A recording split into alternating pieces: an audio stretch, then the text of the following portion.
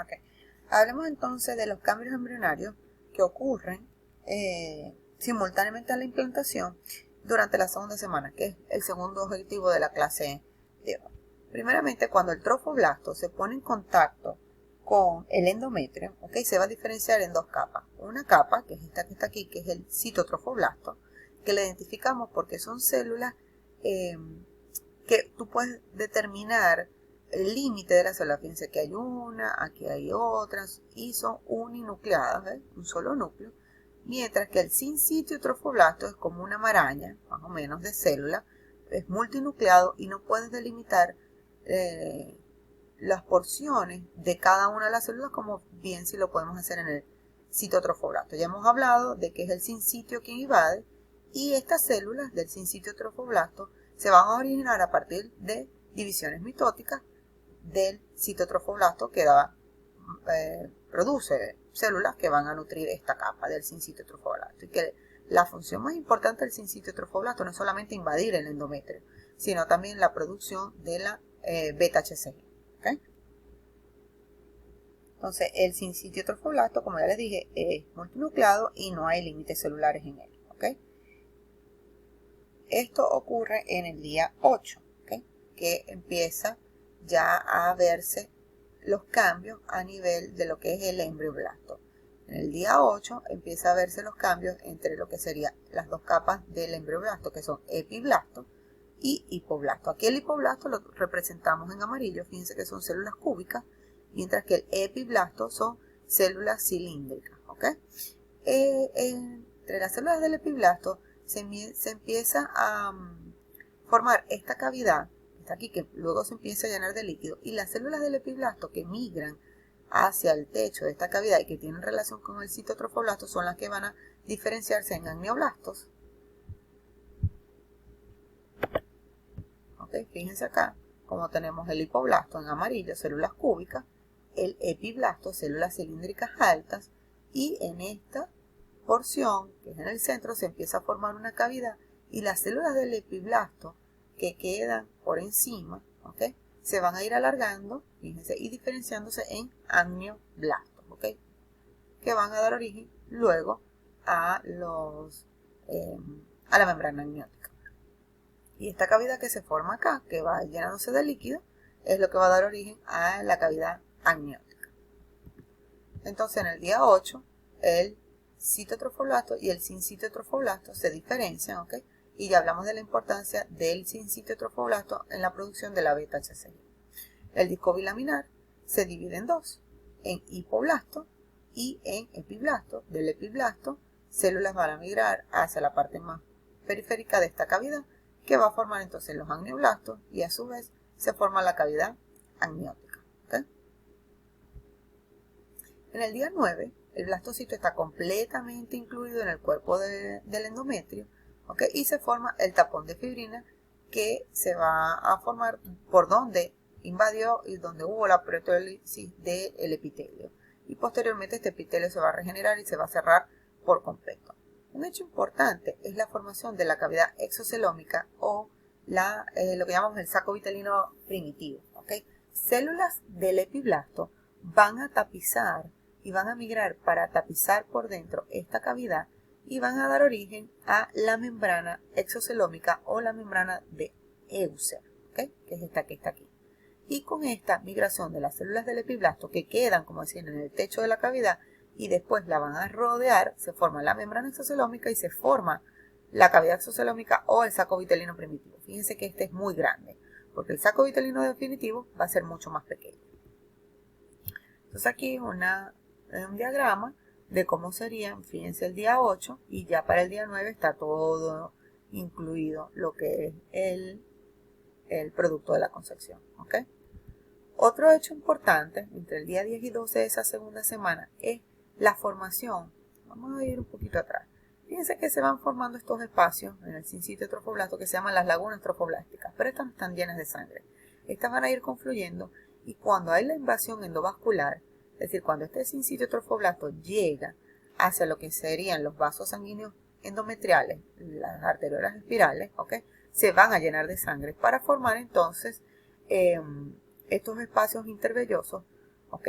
Estos espacios de las lagunas trofoblásticas que van a estar interconectados y se van a llenar de sangre, y con esto se inicia lo que es el esbozo de la circulación útero-placentaria. ¿Okay? Aquí podemos ver otras diferencias que vamos a ver también más adelante con lo que es el mesodermo extraembrionario. El mesodermo extraembrionario es este tejido, ¿ok?, que va a estar en contacto con el citotrofoblasto. Porque yo sé que es citotrofoblasto, porque miren, yo puedo ver las células bien delimitadas, ¿ok? Y va a estar rodeando la cavidad, al saco vitelino y a la cavidad amniótica, y a su vez rodeando por dentro y tapizando todo el citotrofoblasto. Entonces, el que está en relación estrecha con el citotrofoblasto y rodea toda la cavidad extraembrionaria o cavidad coriónica se va a llamar mesodermo extraembrionario somático, y el que está rodeando al saco vitelino, ¿okay?, es el mesodermo extraembrionario esplénico o esplánico. ¿Okay? Entonces el mesodermo extraembrionario es una población celular originada de las células del saco vitelino, ¿okay?, que se ubican en la superficie interna del citotrofoblasto, ¿okay?, y en la superficie externa de lo que es la membrana exocelómica, y van a recubrir toda esta cavidad. Fíjense cómo al formarse entonces el saco vitelino primitivo o primario o cavidad exocelómica se va haciendo más pequeño, se forman estos quistes exocelómicos porque estas saco va haciéndose más pequeño, y entonces se forma el saco vitelino definitivo o secundario. En la parte ventral de lo que sería el cuerpo del embrión, que es el disco bilaminar. Y en la parte dorsal vamos a tener a la cavidad amniótica. Entonces en la parte dorsal, en relación con el epiblasto, la cavidad amniótica, y en la parte ventral de este disco bilaminar, que está el hipoblasto, con relación al hipoblasto va a ser la cavidad, el saco vitelino. ¿Okay?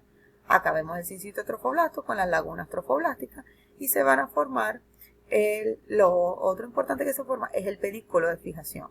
Todo el mesodermo empieza a tapizar el mesodermo extraembrionario al citotrofoblasto, pero va a quedar conectado con lo que es el cuerpo del embrión, la cavidad amniótica y el saco vitelino, a través de este tallo o pedículo de fijación que está formado por mesodermo extraembrionario, que va a dar origen, o es el esbozo, el primordio futuramente del cordón umbilical.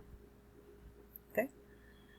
Bueno, y esto lo habíamos hablado, que la cavidad coriónica o extraembrionaria o el celoma extraembrionario es un espacio que aparece entre el mesodermo extraembrionario, que es este que está acá, ¿okay?, que rodea al saco vitelino y a la cavidad amniótica, respetando al pedículo de fijación. Entonces todo este espacio blanquecino es lo que llamamos cavidad coriónica. Las vellosidades primarias que se forman en la segunda semana entre el día 11 y 13 aparecen como producto, ¿okay?, de la proliferación, fíjense, del citotrofoblasto hacia el sincitio. Son estas columnas, ¿okay? Este sería el sincitio porque son la maraña de células multinucleadas.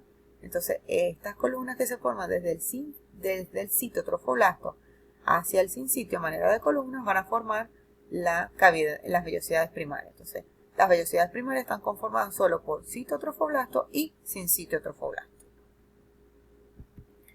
Y bueno, ya hemos hablado de la formación del saco vitelino secundario definitivo, que es esta aquí, que es una cavidad formada por células procedentes del hipoblasto, ya lo vimos, dentro de lo que es la cavidad exocelómica. Acá un resumen. Fíjense entonces, hay muchos cambios en esta segunda semana. Se forma la cavidad amniótica, se forma el saco vitelino, ¿okay?, se forma el disco bilaminar, el trofoblasto se divide en sus dos capas, el sincitio y el citotrofoblasto, se forma el mesodermo extraembrionario, y con ello se van a formar el inicio de la circulación uteroplacentaria con la formación de las vellosidades primarias, y con la formación de la invasión endovascular que se da del sincitiotrofoblasto hacia las arteriolas y capilares endometriales, que son los vasos maternos, y con eso las lagunas o los espacios intervellosos empiezan entonces a llenarse de sangre, y es allí cuando comienza el inicio de la circulación uteroplacentaria. Se da la formación de lo que es el primordio del cordón umbilical, que es el pedículo de fijación. y se forma, por supuesto, el corion, ¿ok? Que el corion va a estar formado por el mesodermo extraembrionario, el citotrofoblasto y el sincitotrofoblasto, que van a formar las vellosidades primarias, secundarias y terciarias. Y después en la parte de anexo veremos cómo se forma el corion liso y el corion frondoso, que son las dos capas del corion. Bueno, el desarrollo placentario, el periodo lacunar, ya lo vimos, y el periodo velloso, que es cuando se comienzan a formar las vellosidades. Un resumen entonces de lo que es la parte normal. El embrioblasto se divide en dos capas, se forma el disco bilaminar con sus capas epiblasto y hipoblasto. Epiblasto, acuérdense que son las células cilíndricas altas, hipoblasto las células cúbicas que estaban en amarillo representadas. El trofoblasto se divide en citotrofoblasto y en sincitotrofoblasto. Aparece el mesodermo extraembrionario con sus dos hojas, la somática, que es la que bordea todo el citotrofoblasto por dentro, y la esplánica, que es la que bordea al saco vitelino.